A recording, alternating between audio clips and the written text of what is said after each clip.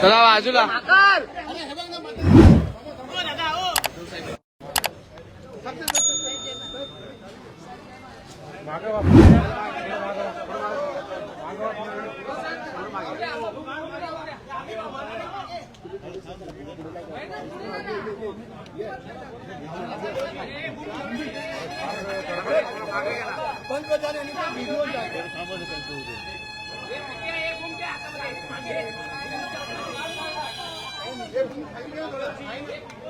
हे जरा शांत राहा.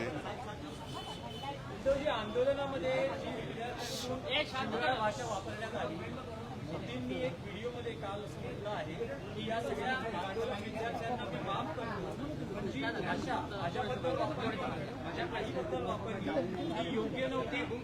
या सगळ्या विद्यार्थ्यांना मार्गदर्शन करणं आवश्यक आहे. पुढच्या वाटतं पहिली गोष्ट म्हणजे विद्यार्थ्यांवरती ही वेळ ज्यांनी आणली त्या मोदीजींनी आणि अमित शहानी विद्यार्थ्यांची आणि विद्यार्थ्यांच्या कुटुंबियांची माफी मागितली पाहिजे. याचं कारण ज्या पद्धतीने विद्यार्थ्यांना काठीला खिळे लावून मारण्यात आलं, त्यांच्यावरती छऱ्यांच्या बंदुकीने हल्ला केला गेला, अश्रुधूर सोडला गेला, एवढंच नाही तर अत्यंत वाईट पद्धतीने पुरुष पोलिसांकडनं त्यांचे कपडे फाडले गेले. ज्या पद्धतीने तो व्हिडिओ मी पाहिला, एक ती मुलगी पुढे जाते आणि तो पोलीस पाठवून कसं तो, मला बोलायला सुद्धा लाज वाटते. ज्या मुलांनी नीटच्या परीक्षेचा पेपर फुटला म्हणून आत्महत्या केली त्यांची पहिली माफी यांनी मागायला पाहिजे. आणि या भाषेची सुरुवात, ही भाषा योग्य का अयोग्य हा मुद्दा आहेच, पण या भाषेची सुरुवात मुळामध्ये आपल्या देशात जे नमोरुग्ण आहेत, मी ज्यांना मनोरुग्ण तर ते आहेतच, पण नमोरुग्ण आहेत त्यांना देईन ह्याचा दोष. कारण ज्या पद्धतीने गेले काही वर्ष ट्रोलिंग चालतं, इथे सुद्धा ज्या एका मुलीने पोलिसांची गाडी अडवली, रिया अहिर, तिला ज्या पद्धतीने ट्रोल करण्यात आलं, ती भाषा, त्या भाषेबद्दल कोणी कोणाला माफ करायचं. म्हणून मला असं वाटतं आपल्या देशात काय चाललेलं आहे याची नीट कल्पना माननीय पंतप्रधानांनी आपल्या, जर कोणी त्यांच्याकडे राहिलं असेल तर विश्वासू सहकाऱ्यांकडनं घेतली पाहिजे. माफ करण्याची नाही तर माफी मागण्याची गरज आहे.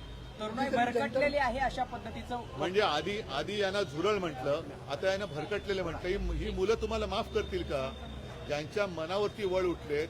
आम्ही गेलो होतो तेव्हा हे सगळे, कोणाचे पाय फ्रॅक्चर झाले, कोणाचे हात फ्रॅक्चर झाले. एक तरुणी तर अक्षरशः उद्वेगाने सांगत होते तिचे कपडे फाडले गेले. म्हणजे काय म्हणजे आपण ऐकायला सुद्धा अंगावरती शहारे येत होते. तर त्या मुलांनी ते भोगले. आणि त्यांची मागणी काय आहे की शिक्षण पद्धतीत सुधार. साधी मागणी होती. जे तुम्ही आत्ता करताय ते तुम्ही पहिल्या दिवशी त्यांच्याशी बोलून करू शकत होतात, पण तुम्हाला अतिरेक्यांशी बोलायला पाहिजे, पाकिस्तान्यांशी बोलायला काय वाटत नाही. पण आपल्याच देशाचे जे भाग्यविधाते आहेत त्यांना तुम्ही झुरळ म्हणताय, त्यांना तुम्ही भरकटलेले म्हणताय. काय पुढे देश चालणार कसं? आहे की आज पुण्यात देशाचे राष्ट्रीय सुरक्षा सल्लागार अजित डोवाल यांचा अमित शहाच्या हस्ते सत्कार करण्यात बघा. आज त्यावेळेस अमित शहाचा उल्लेख हा देशाचे चाणक्य आणि डोवाल यांचा असा करण्यात आलेला आहे. आज लोकमान्यांची पुण्यतिथी आहे आणि लोकमान्यांना असंतोषाचे जनक म्हटलं जातं. मी म्हणेन मोदी आणि शहा हे स्वतःच्या सरकारच्या विरुद्धच्या असंतोषाचे जनक आहेत.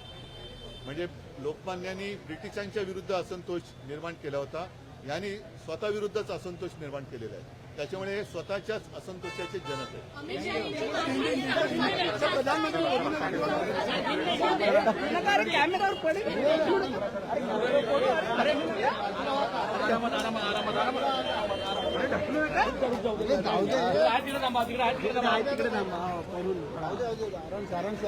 आदित्य आज इकडे आहे सिडनाम. आदित्य लोकशाही एक्सेलर काढतोस काय? लोकशाही एक्सेलर काढ. लोकशाही एक्सेलर काढ. लोकशाही एक्सेलर काढ. लोकशाही एक्सेलर काढ. लोकशाही कोणाचं आहे? हे घड्याळ कोणाचं पडलं बघा रे.